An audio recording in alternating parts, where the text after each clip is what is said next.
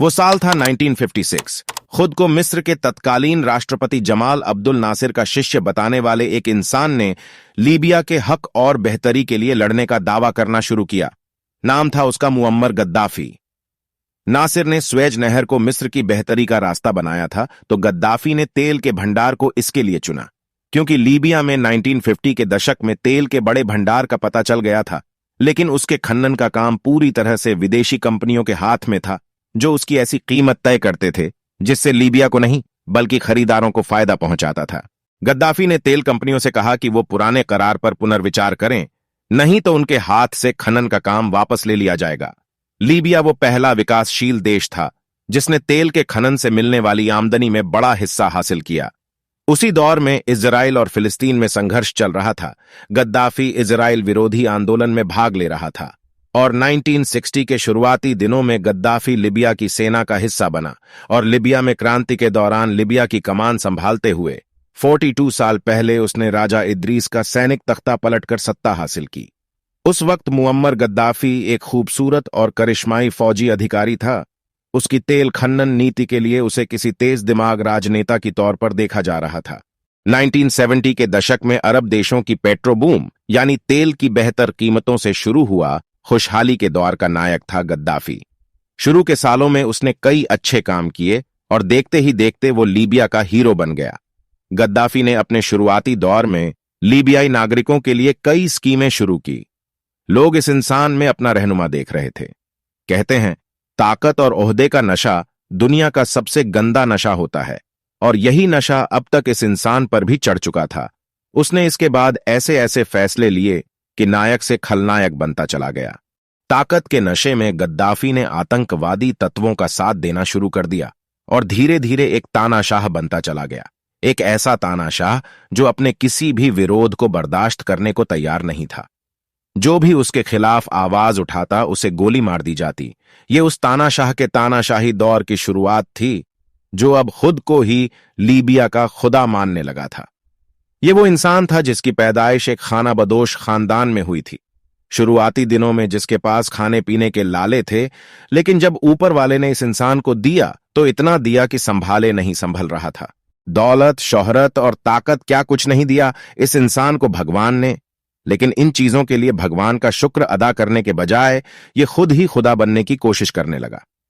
इस खुदा ने लीबिया में ही खुद की जन्नत बनानी शुरू कर दी। तेल से मिली दौलत को पहले तो इसने अपनी प्रजा में दिल खोलकर बांटा, लेकिन बाद में ये अपनी अय्याशी और आराइश के लिए अपनी ही प्रजा से दगा करने लगा। दिल खोलकर पैसा लुटाने वाला ये शख्स अब अपनी अय्याशी के लिए लोगों के मुंह से निवाला छीनने लगा और दौलत का अंबार लगाता चला गया। जनता भले बेरोजगारी, भ्रष्टाचार और तानाशाही से परेशान थी, लेकिन उन्हें आवाज उठाने का कोई हक इस शख्स ने नहीं दिया था। एक तरफ पूरा लिबिया भूख से तड़प रहा था, वहीं दूसरी तरफ कर्नल गद्दाफी ऐशो आराम में डूबा हुआ था। सिर्त और राजधानी त्रिपोली में इसने अरबों रुपये खर्च करके ऐसा राजमहल तैयार किया था कि जो देखता बस देखता रह जाता। इस तानाशाह ने अपने लिए अलग एक सेना बना रखी थी, जिसमें विदेशों से लाए गए भात डढ़े के ट्रेंड सैनिकों थे। भले ही देश की सेना के पास न हो, लेकिन इनके पास आधुनिक हथियार थे और इन्हें पीपुल्स आर्मी कहा जाता था। गद्दाफी ने यह पूरी आर्मी सिर्फ अपने आसपास वफादार लोगों को रखने के लिए बनाई थी। यही वो सेना थी जो इस तानाशाह के इशारे पर लीबिया की सड़े डकों पर विद्रोहियों का खून बहाती थी। ये सैनिक विदेशी थे और गद्दाफी के वफादार थे, इसलिए इनमें विद्रोह की भी गुंजाइश नहीं थी। एक तरफ वो अपने भाड़े के सैनिकों से विरोधियों के खून से लीबिया को लाल कर रहा था, तो वहीं लीबिया से बाहर भी उसके आतंक से दुनिया दहल रही थी। ऐसे आरोप थे कि गद्दाफी ने 1972 में जर्मनी के ओलंपिक में हमला करवाया, 1984 में लंदन में ब्रिटिश पुलिस अफसर फ्लेचर की हत्या करवाई, 1986 में बर्लिन में बमबारी करवाया, अपने आतंकियों को छुड़वाने के लिए एक विमान का अपहरण करवाया, तो 1988 में कनाडा से उड्डे विमान को विस्फोट से गिरवा दिया, जिसमें 270 लोग मारे गए। कई आतंकी संगठनों को गद्दाफी आर्थिक मदद करता था। लीबिया के इस बिगड़ैल शख्स को अमेरिकी राष्ट्रपति ने रोनाल्ड रीगन ने मिडल ईस्ट की पागल कुत्ता तक कह डाला था, लेकिन अपने सनकीपन के लिए भी जाना जाने वाला यह दुनिया का पहला ऐसा राष्ट्राध्यक्ष था जो राष्ट्रपति या राष्ट्राध्यक्ष कहलाना पसंद नहीं करता था। उसे खुद को कर्नल कहलाना पसंद था, लेकिन दुनिया इसे कर्नल नहीं तानाशाह कहती थी। दुनिया भले उसे एक तरफ तानाशाह की तरह देख रही थी, पर वो अपने ही देश के लोगों का कत्लेआम कराने के बावजूद खुद को अरब नेताओं का नेता, मुस्लिमों का इमाम और राजाओं का राजा कहता था। जबकि हकीकत तो ये थी कि वो खुद लीबिया का ही सगा नहीं था। उसने अपने आप को लीबिया का रहनुमा बताकर लीबिया को लूट खसोट कर खोखला कर दिया था। एक मोटे अनुमान के तौर पर उसके पास 75 अरब डॉलर की संपत्ति थी, जिसका बड़ा हिस्सा नकदी के रूप में दुनिया भर के बड़े बैंकों में जमा था। गद्दाफी लीबिया कच्चा तेल पैदा करने वाले दुनिया के 10 बड़े देशों में शामिल है और उसके पास तेल का अकूत भंडार है, और इसी अकूत तेल भंडार से उसने अपने लिए अकूत दौलत जमा कर ली थी। एक रिपोर्ट के मुताबिक कर्नल गद्दाफी ने लंदन के बैंकों में 20 अरब पाउंड, अमेरिका के बैंकों में 32 अरब डॉलर, यूरोप के बैंकों में 7 अरब डॉलर, इसके अलावा दुनिया की कई बड़ी कंपनियों में गद्दाफी का पैसा लगा था। ये कंपनियां कर्नल गद्दाफी के इशारे पर चलती थीं। इटली की एक बड़ी डिफेंस फर्म के अलावा उसने एक फुटबॉल क्लब में भी पैसा लगा रखा था। कर्नल गद्दाफी को यह सारा पैसा तेल की दलाली में कंपनियों से मिलता था। कच्चे तेल की बिक्री में उसे कमीशन मिला करता था, जो वो विदेशी बैंकों में रखता जाता था। एक रिपोर्ट के मुताबिक लीबिया के तानाशाह मुअम्मर गद्दाफी ने मारे जाने से पहले 200 अरब डॉलर अलग अलग बैंकों, रियल स्टेट और कॉरपोरेट इन्वेस्टमेंट के जरिए ठिकाने लगा दिया था। इसके अलावा गद्दाफी ने भारी नकदी और सोना कई जगहों। माना जाता है कि अगर गद्दाफी की संपत्तियों का सही आकलन होगा तो वो दुनिया के सबसे अमीर तानाशाहों में शुमार हो जाएगा। गद्दाफी ने अपनी दौलत का एक बड़ा हिस्सा अपनी अय्याशी पर भी खर्च कर दिया। अपने हरम में मौजूद लड़कियां और सुरक्षा में तैनात महिला बॉडीगार्ड पर वो दौलत पानी की तरह बहाता था। साथ ही उसने अपनी दूसरी बीवी साफिया फरकाश को तोहफे में बुराक एयर नाम की एयरलाइंस कंपनी दी थी। इसके अलावा माना जाता है कि गद्दाफी की इस बीवी के पास 20 टन सोना था। लीबिया में विद्रोह भड़कने के बाद सफिया जर्मनी भाग गई थी।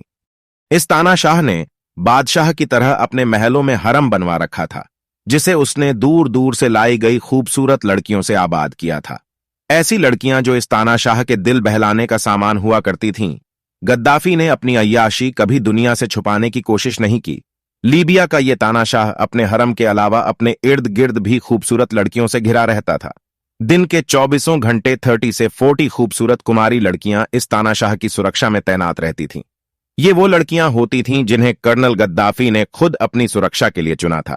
लीबिया का यह तानाशाह अपनी अय्याशी के लिए तब सुर्खियों में आया जब 2009 में इटली में दी एक पार्टी के लिए गद्दाफी ने 200 खूबसूरत लड़कियों को एक शाम के लिए हायर किया। गद्दाफी को इतालवी लड़कियां बेहद पसंद थीं। गद्दाफी के इर्द गिर्द ज्यादातर खूबसूरत कमसिन इतालवी लड़कियों का ही घेरा रहता था। गद्दाफी इटली से खूबसूरत लड़कियों को गैर कानूनी तौर पर लीबिया मंगवाता था। कल्चरल प्रोग्राम के नाम पर गद्दाफी ने इटली में काफी अय्याशी की। तत्कालीन प्रधानमंत्री सिल्वियो बुर्लुस्कोनी गद्दाफी के करीबी दोस्त थे और अय्याशी के मामले में तानाशाह गद्दाफी बुर्लुस्कोनी का गुरु था। इसी वजह से दोनों में काफी छंती थी। दोनों की दोस्ती काफी मशहूर थी। कूटनीतिक तौर पर भी गद्दाफी से इटली को फायदे ही फायदे था। तेल के मामले में गद्दाफी इटली की काफी मदद करता था और उसके बदले में इटली गद्दाफी के साथ काफी रियायत करता था। लीबिया के इस तानाशाह ने शादी तो 2 ही औरतों से की थी, लेकिन इसके हरम में हजारों की तादाद में लड़कियां थीं। देश इस क्रूर तानाशाह से मुक्ति मांग रहा था, लेकिन लीबिया के लोगों ने सपने में भी नहीं सोचा था कि उन्हें 42 सालों के इस तानाशाही साम्राज्य से सिर्फ 9 महीनों में आजादी मिल जाएगी। लेकिन कहते हैं, ना काल जब आता है तो अपने साथ बड़े बड़े सूरमा को भी बहाकर ले जाता है, और लीबिया में यही हुआ। लीबिया में गद्दाफी के अंत और स्वतंत्रता की घोषणा उसी बेनगाजी से की गई जहां से गद्दाफी के खिलाफ लीबिया क्रांति की शुरुआत हुई थी। बेनगाजी में एक सुर में गूंजी एक आवाज, सिर ऊपर उठाकर चलिए, हम आजाद लीबियाई हैं। लीबियाई जनता को पूरे 8 महीने लगे इस अय्याश तानाशाह को लीबिया और जिंदगी से उखाड़ फेंकने में। फरवरी 2011 की ट्यूनीशिया क्रांति ने जिस तरह राष्ट्रपति बेन अली को उखाड़ फेंका, उससे सबक लेते हुए बेनगाजी में लीबिया क्रांति की शुरुआत 15 फरवरी 2011 को हुई। सत्ता के नशे में चूर में गद्दाफी इस क्रांति को हल्के में लेने की गलती कर रहा था। इस बात से बेखबर कि ट्यूनीशिया ने तानाशाही से त्रस्त अरब देशों की जनता को जीने का नया मकसद दे दिया है। प्रदर्शन शुरू हो गए। लेकिन इस क्रांति की ज्वाला को हवा देने का काम किया मानवाधिकार कार्यकर्ता फेतही तारबेल की गिरफ्तारी ने। तारबेल की गिरफ्तारी ने लोगों को भड़का दिया और यहीं से शुरू हो गई तानाशाह गद्दाफी की उल्टी गिनती। 5 मार्च 2011 को प्रदर्शन शुरू होने के बाद लीबिया में सब कुछ बहुत तेजी से हुआ। संयुक्त राष्ट्र सुरक्षा परिषद ने गद्दाफी और उनके परिवार पर प्रतिबंध लगा दिए। उधर मिसराता शहर पर गद्दाफी विद्रोहियों ने कब्जा कर लिया और 5 मार्च को नेशनल ट्रांजिशनल काउंसिल ने खुद को लीबिया का एकमात्र प्रतिनिधि घोषित किया और इसी तारीख के बाद से गद्दाफी विद्रोही एनटीसी के लड़ाकों ने इस तानाशाह का तख्ता पलट करने की कसम खा ली। 19 मार्च 2011 तक गद्दाफी को भी समझ में आने लगा था कि यह क्रांति उसका अंत कर सकती है। एक तरफ एनटीसी लड़ाके गद्दाफी समर्थकों को मार रहे थे, तो वहीं दूसरी तरफ नाटो सेनाओं ने लीबिया पर हवाई हमले शुरू कर दिए। नाटो ने 19 मार्च को लीबिया में पहला हवाई हमला किया। बेनगाजी में जारी लड़ाई में गद्दाफी की फौजों पर किए गए इन हमलों से एनटीसी के हथियारबंद लड़ाकों को काफी मदद मिली। 27 जून 2011 को राजधानी त्रिपोली में हुए नाटो के हमलों में गद्दाफी का एक बेटा और 3 पोते मारे गए। गद्दाफी पर हमले लगातार बढ़ते जा रहे थे। 27 जून को इंटरनेशनल क्रिमिनल कोर्ट ने गद्दाफी, उसके बेटे सैफ अल इस्लाम और खुफिया एजेंसियों के प्रमुख अब्दुल्लाह अल सैनुसी के खिलाफ वारंट जारी कर दिया। इन तीनों पर मानवता के खिलाफ अपराधों के आरोप लगाए गए। 21 अगस्त 2011 को गद्दाफी के विद्रोही राजधानी त्रिपोली में घुस आए और उसके महल को घेर लिया गया। गद्दाफी धमकी ही देता रहा कि उसके लोग विद्रोही चूहों से लड़ेंगे और उन्हें मार गिराएंगे, लेकिन 23 अगस्त को विद्रोहियों ने गद्दाफी के महल पर कब्जा भी कर लिया। इसके बाद गद्दाफी अंडरग्राउंड हो गया। कुछ खास लोगों और घरवालों के अलावा किसी को नहीं पता था कि गद्दाफी कहां है। वहीं एनटीसी लड़ाके चुन चुनकर गद्दाफी समर्थकों को मार रहे थे। 8 अगस्त 2011 तक लीबिया की जनता को आजादी की रोशनी नजर आने लगी थी।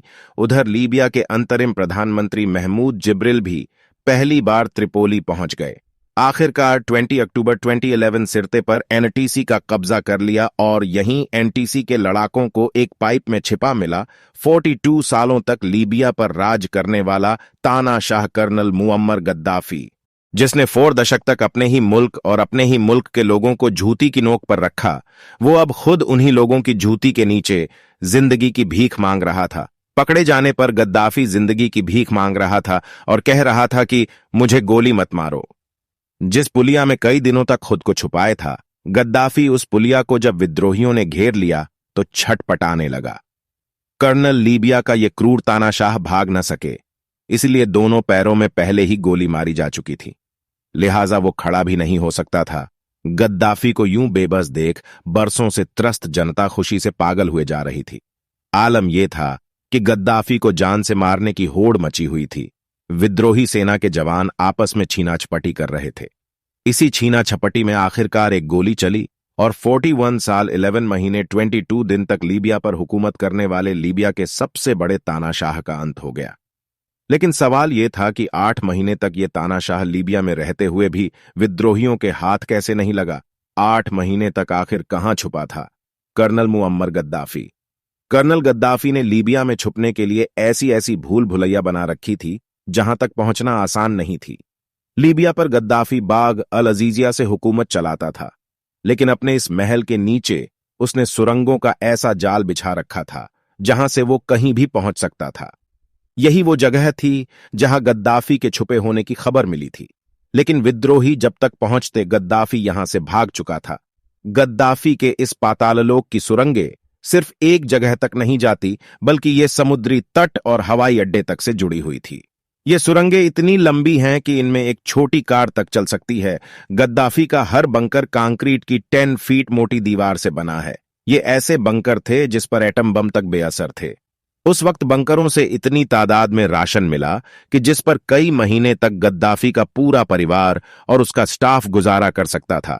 बंकर में कई कमरे हथियारों से अटे पड़े थे। हथियारों के अलावा यहां गैस मास्क भी मिले।